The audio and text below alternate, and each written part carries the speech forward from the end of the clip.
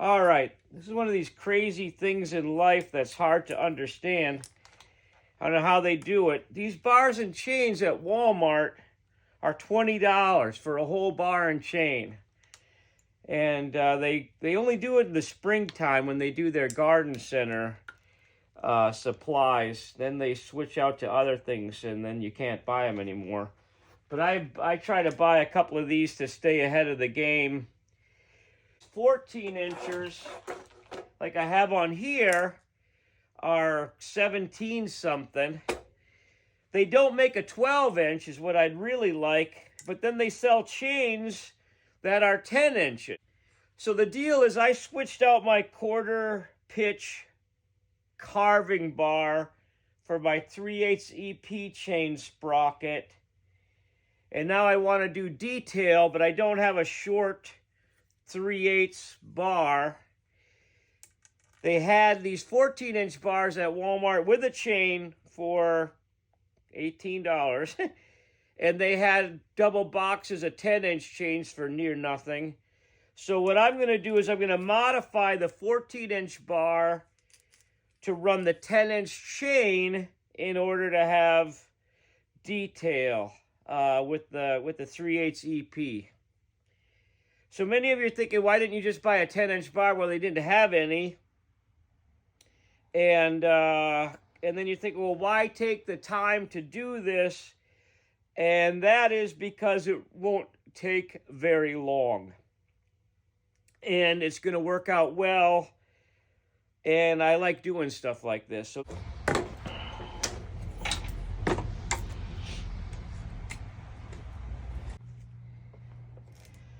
all right, so this is the plan. I put a mark on here. I'm going to cut this bar off, put in a new notch, grind in an oil hole, and off I'm going to go. It shouldn't take too long.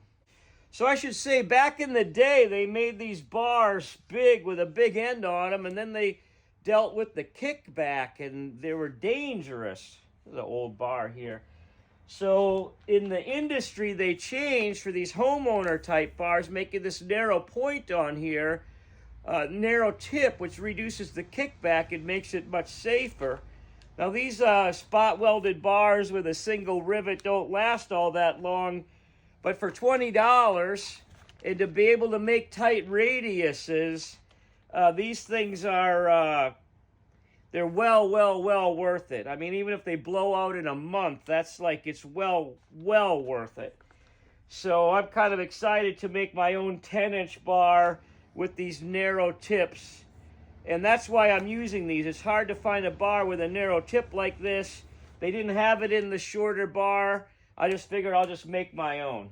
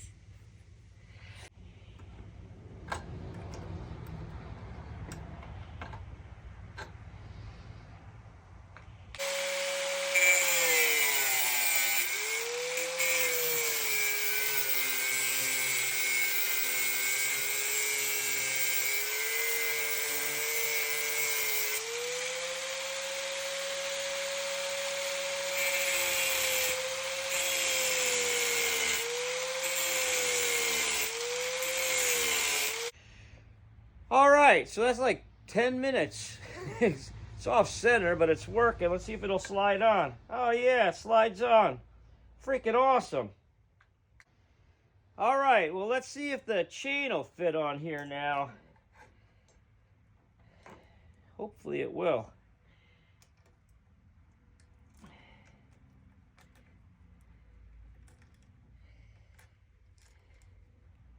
Look at that.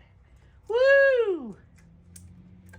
Perfect. Those of you that are chainsaw people, you're probably wondering why this goes on without the adjustment holes in there. And that's because the first thing I do when I get any chainsaw is I get rid of the adjuster. Why do I do that? Because I want to be able to modify my bars. I throw all kinds of bars on these saws. The adjustment pin is what limits what bar you can put on what saw.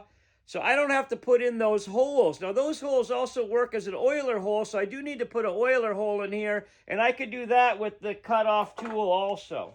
So all I'm going to do now is I'm going to line up where this is on here, put a mark on there, and then grind it on the other side and put in the oiler hole.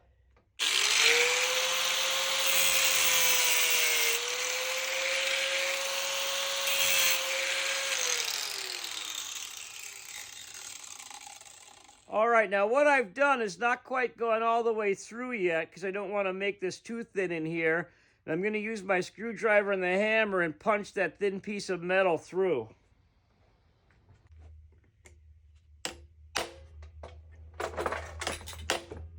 There you go.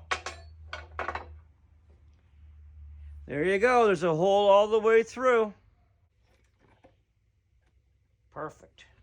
Perfect. All right, I'm going to put the chain on the cover and see if I can put some detail on this bear without having the bar be 14 inches long.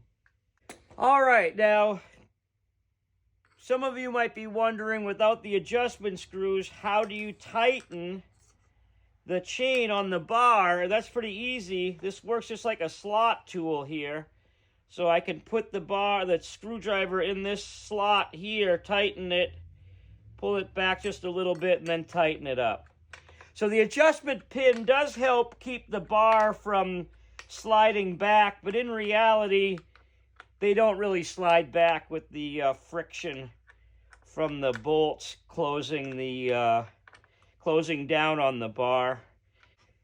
Now, for all you women watching, this is the actual length of a 14-inch bar. I just want to be clear about that. Okay, I got the bar on the saw. This is pretty cool. I like doing stuff like this. I think it's fun. So I spent about a half an hour pissing around on my $18 bar and chain setup to end up with a 10-inch bar with the nose radius that I wanted. And let's see if it works. Here we go.